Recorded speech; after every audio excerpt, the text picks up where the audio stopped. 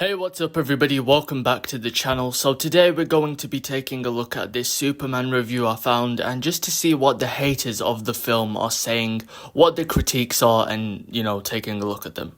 I did not like the Snyder's Superman. I didn't like him, okay? For the most part, for me, it felt like Batman, but with an S on his chest. I'm very much come from the camp of Christopher Reeves. I didn't like him until Black Adam, and they showed him with the S-curl, and then the music, the theme song, and then probably at the end of the Justice League when he's, jokey with Flash and everything. That seemed more of Superman for me. Okay, so we agree that Zack Snyder's Superman was not really Superman. It was a completely alternate take on the character, more similarly to the Injustice storyline where Lois Lane dies and Superman goes evil and whatnot. But I'm very curious, this guy says he doesn't like Zack Snyder's Superman, but yet he doesn't like James Gunn's Superman either, so what is he looking for? You are in the camp of Christopher Reeves, if you're in the camp of Henry Cavill, if that is what you know as Superman, you are not going to like this movie. As a matter of fact, I'll go so far as to say you're going to hate this movie. Just simple as that. Because there's a lore in this film, the lore of Superman, that he completely just flips on its head. It just is what it is. It's tantamount, I'll give you an analogy, it's tantamount to me watching, Spider-Man, and we come to find out that Uncle Ben was actually the killer. Okay, so what he's talking about here is the fact that Jor-El is evil and sent Superman to conquer the world rather than to save it. Now, this is complete lunacy. Comparing this to Uncle Ben being evil is doesn't make any sense. Uncle Ben raised Peter Parker ever since he was a child. He played a very predominant role in the life of Peter and giving him morals and values. Now, a comparison would be his actual Kansas parents, the farmers. They are the ones who raised Clark Kent. They are the ones who gave him his morals and values. Jor-El didn't really play that big of a role in the life of Superman, and honestly, this might be controversial, but I don't think this matters at all, or at least enough for it to be a critique of the film. It's actually quite an interesting scene that gives the film more depth and story. Superman going through the fact that he was actually sent to conquer, not to save, but still, being who he is, he saves anyway and doesn't let that get to him. And if you like the original Superman, this is as close you're gonna get with Superman himself.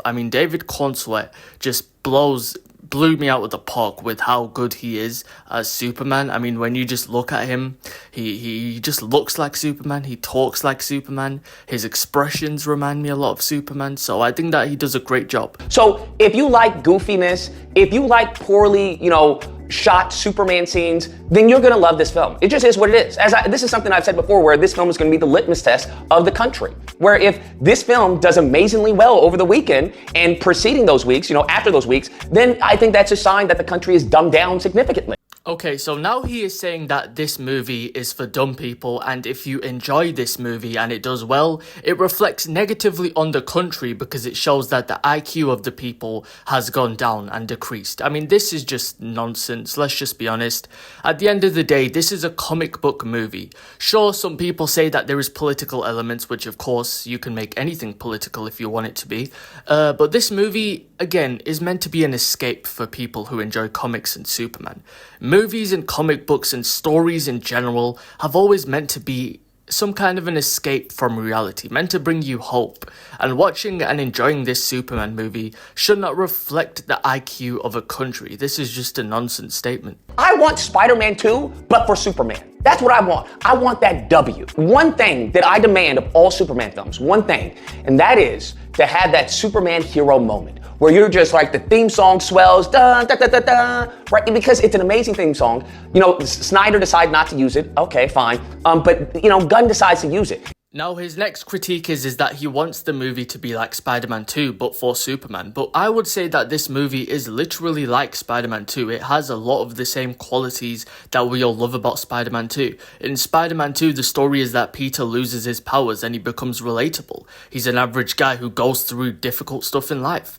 Clark Kent in this movie is just a genuine guy who was raised by two average farmers who wants to do good, and you can really see that in his expressions. You can really see that in David Cornsweet's acting, that Superman is genuinely just like this innocent guy who was brought up by two random farmers in the middle of nowhere, and he just wants to do good and he's trying his best. Which, I mean, is what you want to see. It's how you connect with a character, right? If we just saw Superman going and taking out thugs for 2 hours, it would be like, okay, well, this movie just has nothing. Superman is getting his butt kicked. It doesn't feel like a Superman film. If they had said Superman and the Justice Gang, I would have been more receptive to what I was seeing. Because I was like, okay, I get it. He's going to be sharing screen time with the Justice Gang. But it's Superman.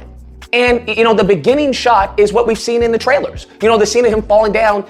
That's how they open up the movie. And it's 3 centuries, metahumans are here. 3 years, this happened. 3 months, 3 minutes, 3 seconds. And it's just like, this is bad writing. Okay, so he's talking about the start of the movie in which James Gunn gives us a quick presentation as into what is going on with the film, which I honestly like and I think is a genuine good thing about this film. One of the best things about this film is they just skip past the origins of Superman. We are just thrown straight onto the ride, right? The whole point is that Gunn skips the origin for Superman, which everybody wants. Nobody wants to watch the entire origin again, which would take about 20-30 minutes out of the film. We're just thrown straight on the roller coaster of Superman. We get straight into the action. He throws us straight into the movie, which gives this movie rewatchability, right? That we can just turn it on and get straight into Superman, just get straight into this new DCU that he has established. Now, a main critique of this movie that everybody is making is that, yes, the power scaling wise, Superman is quite a lot weaker maybe than his other variations. But you have to understand that James Gunn actually kind of got this Superman on the money here. Because Superman does hold back. He explains this in Justice League Unlimited. I've got a different problem. Always taking constant care not to break something, to break someone. Never allowing myself to lose control, even for a moment, or someone could die. What we have here is a rare opportunity for me to cut loose. Now, you do see how this Superman is more focused on actually saving individuals and saving human life, and even other life. He saves a squirrel. Rather than being focused primarily on the action, he's more bothered about the surroundings and not, cutting loose, because let's be honest, if Superman did just cut loose and start wailing away on the kaiju, I mean, the kaiju there's just going to be a lot more destruction, there's going to be a lot more casualties. Superman also has to be very careful about his power, because he's literally fighting in a city with people around and other stuff around. Just got tired of seeing Superman constantly get his butt kicked. He goes from getting his butt kicked to the people hating him, right? So it's like, okay, from, the whole kaiju scene, he doesn't even stop the kaiju, bruh. Because the Justice Gang comes in and they take care of the kaiju. And it's just like, just give me a moment where I can say, yeah, that scene where he saves a girl, that's it, that's the scene. So now he critiques the fact that the Justice Gang are coming in to help stop the kaiju when, again, this isn't just necessarily a Superman movie.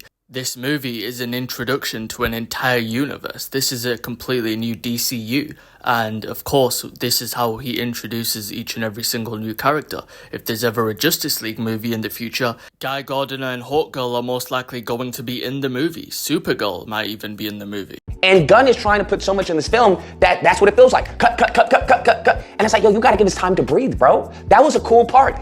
Let's stay here for a moment. Let's stay here just for a second. But he can't do that because he has to explain the parallel universe. He has to bring in Luthor. He has to tell, well, how does Luthor fight Superman? Well, then we also have to bring in, there's a subplot because he's in works with this person to do that. But then we also have the Justice Gang. We have to find out what's going on in the Justice Gang. Who's the Justice Gang? It's just all of it. Then we have Lois, right? But then we also have Lex Luthor's girlfriend. Then we have Ultraman. But then we also have the engineer. And it's like, bro, what, fam, we didn't need this. We don't need the engineer at all. Okay, so Superman is a comic book character. This film is a comic book film. I think that this movie really embraces what it is, and a lot of people may not like that. But this movie embraces what it is, which is a comic book movie. Comic books are fast-paced. They have a lot of things in them. They have a lot of characters thrown into them. This movie reminded me so much of just genuinely a comic book film. This felt like a comic book. The colors were bright and everything was just lit really well and shot really well. And, this movie is just a comic book movie. As I said, there's a lot of characters in here. There's the entire lore of Superman. There's the entire world of Metropolis and Lois and all of these aspects. And I think that this is what makes this movie a good comic book movie in general. But that's where I'm going to end the video, guys. If you guys liked the video, if you guys are interested in the discussion, let me know what your thoughts are on the movie in the comments below. Did you like it? Did you not like it? If so, why?